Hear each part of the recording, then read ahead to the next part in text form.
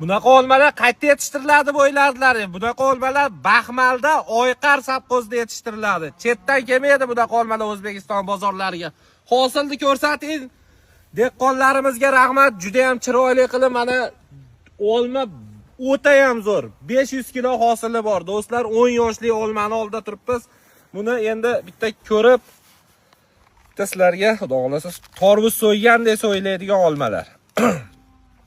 Mon qaranglar. Juda ham zo'r. Bismillahirrohmanirrohim.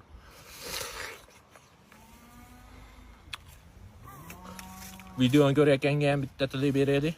Mana shu videoni ko'rayotganga. Mana. Olinglar olmadan. Sog' bo'linglar, bitta like bosib qo'yinglar. Buni ko'chatlar kerak bo'lsa, albatta dehqon boladan olaverasizlar.